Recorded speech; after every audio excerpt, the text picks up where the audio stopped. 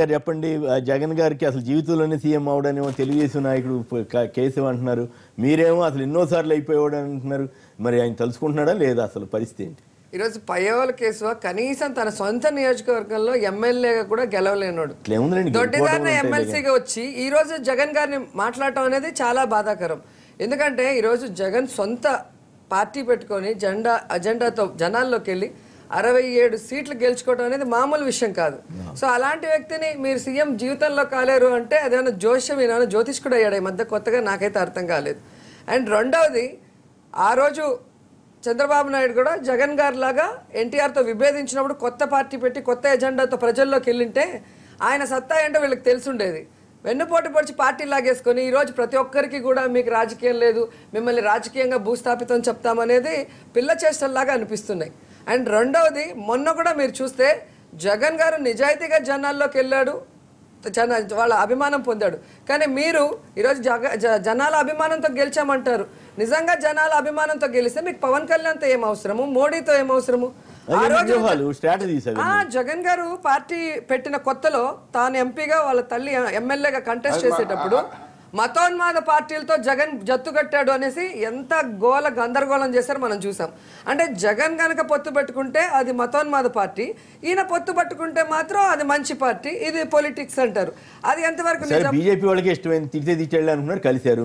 వాళ్ళ ఇష్టము, నేనేమంటలేదు. వాళ్ళు పెట్టుకున్న దాని వల్ల నాకు ఇబ్బంది లేదు. నేను అనేది వేరే వాళ్ళు పెట్టుకుంటే ఒకలాగా, పెట్టుకుంటే ఈ రోజు కూడా మీరు చూస్తే జగన్ గెలవడని ఏ ఇదిలో మీరు చెప్పగలరు అంటున్నాను. ఈ రోజు కూడా నేను నైతికంగా జగన్ గారే ముఖ్యమంత్రి అని చెప్తాను. ఎందుకంటే ఈ రోజు పవన్ కళ్యాణ్కి జిల్లాకు ఒక 50,000 ఓట్లు తీసినా కూడా 13 జిల్లాలకు ఎంత వస్తుంది? అలాగే బీజేపీకి జిల్లాకు ఒక 50,000 తీసేయండి, 13 జిల్లాలకు ఎంత వస్తుంది? ఆ రెండు కలిపితే జగన్ గారికి వచ్చిన ఓట్ల ముందు చంద్రబాబు నాయుడు గారు ఓట్లు ఎన్నో ఒకసారి మీరు ఆలోచించాల్సిన అవసరం ఉంది. కాబట్టి ఈరోజు వాళ్ళు ఏదో చెప్పేస్తే లేదా ఒక 5 మంది ఎమ్మెల్యేలను ఇక్కడి నుంచి అక్కడికి తీసేసుకొని వెళ్ళిపోతే పార్టీ పడిపోతుందంటే అమాయకత్వం. ఎందుకంటే గతంలో మనం చూసాం, చంద్రబాబు నాయుడు గారు ప్రతిపక్షంలో ఉన్నప్పుడు దాదాపుగా 32 మంది ఎమ్మెల్యేలు వెళ్ళిపోయారు. కానీ ఏమైంది? అలాగే మీరు చూస్తే చిరంజీవి గారు తన సొంత పార్టీని మొత్తం తీసుకెళ్లి కాంగ్రెస్లో కలిపేశారు. ఏమైంది? సో 5-6 మంది పోతే పార్టీ సమూలంగా నాశనం అయిపోతుంది అనుకుంటే అది వాళ్ళ అమాయకత్వం. కాబట్టి ఈ రోజు ఉన్న 85 to 90% ఎమ్మెల్యేలు కొత్త వాళ్ళు.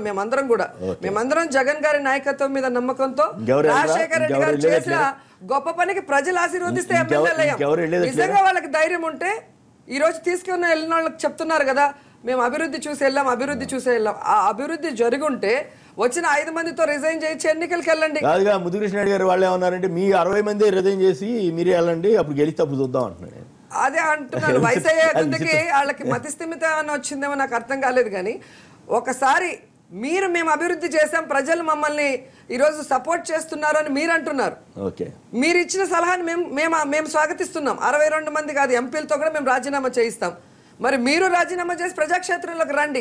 ఈ 22 నెలల్లో మీరు ప్రజలకి ఏం చేశారు, రాష్ట్రానికి ఏం చేశారో ప్రజలు మీకు ఆన్సర్ ఇస్తారు. మీ ఫేస్ వాల్యూ ఏంటి, మీ అభివృద్ధి ఏంటి చేస్తారు. అంతేగాని ప్రపంచంలో ఎక్కడా జరగనటువంటి విధంగా మీరు తప్పు చేసి మీరు ఎమ్మెల్యేలు కొనేసి నైతిక విలువలు లేకుండా చేసి మేము రిజైన్ చేయము, మీరు రిజైన్ చేసి మొత్తం 62 మంది మళ్ళీ గెలుస్తారో లేదో చూద్దాం అనటం దిగజారుడు రాజకీయాలు. కాబట్టి ఒక ఛాలెంజ్ విసిరేటప్పుడు, ఒక సలహా ఇచ్చేటప్పుడు అది వాళ్ళు కూడా పాటించి మమ్మల్ని పాటించమంటే మేము రెడీగా ఉన్నాం. చంద్రబాబు గారు నిన్న అన్నారు రాజకీయాలు విలువలు పాటించేది నేను కూడా అని చెప్పారు కదా. ఏం విలువలు పాటించడం? వెన్నుపోటు పొడిచి ఎన్టీఆర్ దగ్గర నుంచి పార్టీ లాక్కోవడం ఎట్లా అవుతుంది? టెక్నికల్ గా చూస్తే అది డెమోక్రటిక్ ఎలా అవుతుంది? డెమోక్రసీలో ఆయన మెజార్టీ ఎమ్మెల్యేలు ఆయన వెనక్కి వచ్చారు. ఎవరిని చూసి ఓటేశారు అది వేరే విషయం. ఎవరిని చూసి ఓటేసారు ఎమ్మెల్యేలు కదా. మీలాంటి పెద్దవాళ్ళు నేను చెప్పే టెక్నికల్ గా వెన్నుపోటు అనేది మీ రాజకీయ పదం. కానీ టెక్నికల్ గా చూస్తే న్యాయాలు మన రాజకీయాల్లో టెక్నికల్ గా కూడా రాజకీయాల్లో ఇప్పుడు ఆయన మామగారు కదా అంటే అభివృద్ధి అసలు నీకు పార్టీకి నీకేం సంబంధం? కాంగ్రెస్ నుంచి వచ్చాడు చంద్రబాబు నాయుడు, సొంత అల్లుడని పెట్టుకుంటే ఈయన వీధి తిరిగి ఊరూరు తిరిగి ఆయన చరిష్మాతో ఆయన పార్టీ ఆయన పెట్టుకున్న పార్టీతో ఆయన గెలిచాడు. నిలబడ్డాడు కదా చంద్రబాబు గారు చేయటం ద్వారా. ఏంటి వాళ్ళని మోసం చేసి వాళ్ళ కుటుంబ సభ్యులను మోసం చేసి అలాంటి మీరు ఇప్పుడు సమర్థిస్తే రేపు ఇదే ఒక సాంప్రదాయంగా మారుతుంది. సంప్రదించడం కాదు, వాదన చెప్తున్నా. నేను అంటున్నా టెక్నికల్ గా ఇది కరెక్ట్ అంటే ఇవాళ అరుణాచల్ ప్రదేశ్ లో బీజేపీ ఏం చేసింది, ఫిరాయించిన వాడికి ముఖ్యమంత్రి పదవి ఇచ్చింది, ఆయన రుజువు చేసుకున్నాడు. దానికి మనం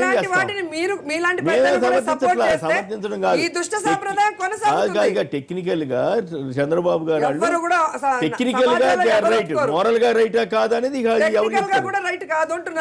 అది మీ ఇష్టం. మీరు వైస్రాయ్ హోటల్లో పెట్టి మీటింగ్లు పెట్టి సూట్ కేసులు ఇచ్చి ఎన్టీఆర్ మీద చెప్పులేసి ఆయన ఎందుకు ఆ రోజు ప్రజాస్వామ్య పరిరక్షణ యాత్ర పెట్టారుగా? ప్రజాస్వామ్య పరిరక్షణ యాత్ర ప్రజాస్వామ్య విలువల్ని కూలీ చేస్తున్నారు కాబట్టి అలాంటి వాళ్ళకి విలువలు ఉన్నాయని చెప్పడం ఎప్పుడైనా ఒక సింబల్ మీద గెలిచిన తర్వాత సింబల్ మీద ఉండాలి. మారినప్పుడు రిజైన్ చేసి వెళ్ళండి, మాకేం అభ్యంతరం. ఎవరైనా ఏ పార్టీ అయినా కూడా. కొమ్మినేని గారు మొట్టమొదటిసారిగా జగన్మోహన్ రెడ్డిని లోపల చూడటం తెలుగుదేశం వాళ్ళ ఊరికి ఇష్టం లేదండి. ఇష్టం లేదా? ఇష్టం లేదు. ఎందుకంటే దరిదాపులేకి వచ్చేసినాడు అనేటువంటిది ఒకటి ఉంది. వాళ్ళకి అంచుల దాకా వచ్చి అధికారం అంచుల దాకా వచ్చి పంచులోడు కొట్టుకొని వచ్చేసారనే విషయం ఆ అమ్మకు కూడా తెలిసింది. ఇంకొక విషయం, మీరు మతోన్మాదులతో కలిసినారనేటువంటి మతోన్మాదులు మీ దగ్గరికి వచ్చి కలిశారు. కాకినాడ అదాని గారు వచ్చేసి జగన్మోహన్ రెడ్డి గారితో మాట్లాడి వాళ్ళకి ఏదైనా 10 సీట్లు తక్కువ వస్తే మేము మీకు ఇస్తామని చెప్పేసి కూడా మీరు చెప్పుండారు. ఇవన్నీ నగ్న సత్యాలు. మీరు ఇప్పుడు కూడా మీరు కలిసే ప్రయత్నంలోనే ఉన్నారు. అవసరం అయితే కలుపుకునేందుకు ఆయన ఉన్నాడు. అవసరం అయితే ఇంకొక విషయం ఏంటంటే మోడీనా ఇప్పుడు హర్యానాలో నాదేళ్ల భాస్కర్ ఎందుకంటే జగన్ గారు పార్టీ పెట్టిన కొత్తలో కూడా వాళ్ళ మాట అన్నా కూడా ఆయన ఎప్పుడు కూడా మేము బీజేపీతో కలుస్తామని చెప్పలేదు. మీరు ఖండించండి అమ్మా. అదాని గారు వచ్చి కాకినాడలో కలిసారు అనేది కూడా చెప్పండి సార్. రామోజీరావు గారు కూడా కలిసారు సార్. కలిసి మాట్లాడితే ఎక్కడో ఆయన సిద్ధాంతపరంగా కలవలేదు, నాదేళ్ల భాస్కర్ కలుస్తానని కూడా చెప్పలేదు. నాదేళ్ల భాస్కరరావు గారిని హౌస్ లో చూడటం ఎన్టీఆర్కి ఇష్టం లేదండి. అప్పుడు నాదేళ్ల భాస్కరరావు గారు మీరు వెన్నుపోటు అంటారో లేకపోతే టెక్నికల్ గా ముఖ్యమంత్రి అయినారు. ముఖ్యమంత్రి అయిందని అద్వానీ గారు ఖండించారు. ఇది పద్ధతి మంచిది కాదు.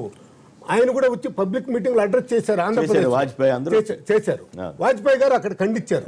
అదే పార్టీ హర్యానాలో బలపరిచింది కదా. ఈ రాజకీయాల్లో అట్లయిపోయినాయి. నాదేళ్ల భాస్కర్ అసెంబ్లీలో జగన్ మీరు చూడదలుచుకు వద్దు అనుకుంటే మీరు ఎన్నికలకు వెళ్ళిపోండి, రద్దు చేసుకోండి, రద్దుకొని చేసుకోండి, ఎన్నికలు గెలవండి. కేశవ్ గారు జగన్ కి అసలే అవకాశం లేదనడం తప్పైనా ఎప్పుడు రాజకీయాల్లో ఎప్పుడేం జరుగుతుంది అనేది తెలియదు.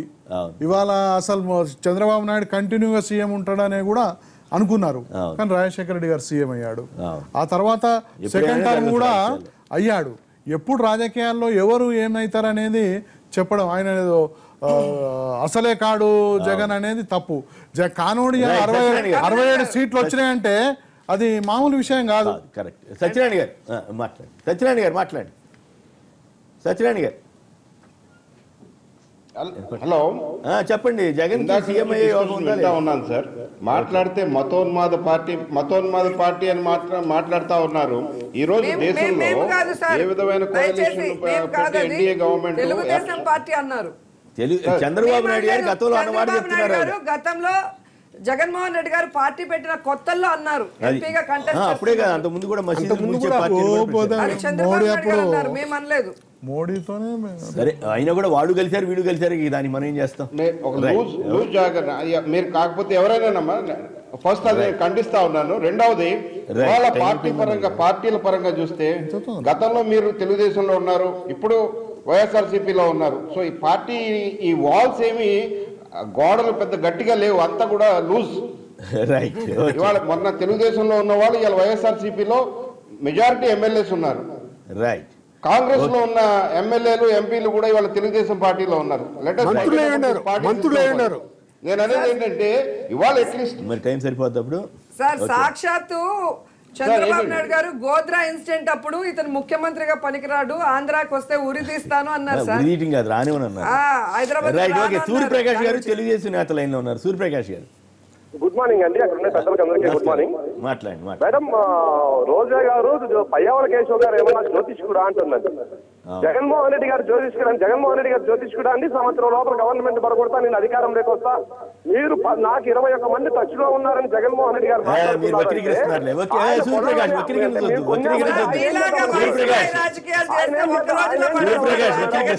వైఎస్ఆర్ కాంగ్రెస్ పార్టీలో ఉండి మీరు నీతులు చెప్తే వినడానికి ఎవరు సిద్ధంగా లేరండి. ఇక్కడ హోటల్ రాజకీయాలు చేస్తే ఒక్క రోజు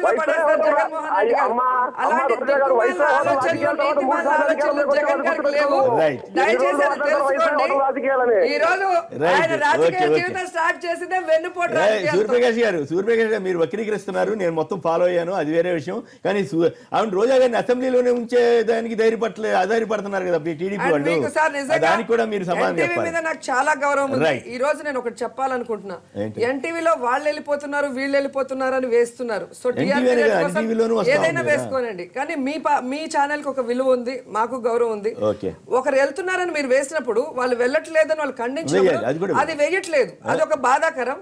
అండ్ వెళ్ళిన వాళ్ళకి నైతిక విలువ లేకుండా చేసినప్పుడు వాళ్ళని కూడా మీరు మాట్లాడాల్సిన అవసరం ఉంది. అంతేగాని జగన్ గారిని ఒక్కరినే టార్గెట్ చేసినాక చెయ్యొద్దని దయచేసి ఎవరిని టార్గెట్ చేసి చంద్రబాబు మంచిది కాదు. అవును, కరెక్ట్. చంద్రబాబు మీరు ఎన్టీఆర్ ఇది ఎపిసోడ్ చెప్పినప్పుడు నేనేం చెప్పాను, టెక్నికల్ గా తప్పు కాదండి అని చెప్పాను. మోరల్ గా అంటారు కరెక్టే, దాంట్లో అనుమానం. కానీ నైతిక విలువలు అంటే మీ రాజకీయ నాయకులు ఒప్పుకున్నారా? మమ్మల్ని కూడా తిడుతున్నారు. గట్టిగా మాట్లాడాలి. మీలాంటి వాళ్ళు కొంతమంది కూడా చేయకపోతే మేము చేస్తున్నావా లేదా? ఇంత ధైర్యంగా మీ సస్పెన్షన్ తప్పు అని ఎన్నిసార్లు వాదించిన వ్యక్తి ఏకైక వ్యక్తి మిమ్మల్ని అడుగుతున్నాను నేను ధైర్యంగా. కొంచెం అలాంటివి కూడా వేయాలి, వెళ్ళము అన్న వాళ్ళు కూడా వేయాలి. Right, okay. వెంకటేశ్వర్లు గారు, మన చెంగలరెడ్డి గారు, రోజా గారు, ఆకుల సత్యనారాయణ గారు, సూర్యప్రకాష్ గారు, అందరికి కూడా ధన్యవాదాలు. ఇది నేటి వార్తా విశ్లేషణ కార్యక్రమం. నమస్కారం.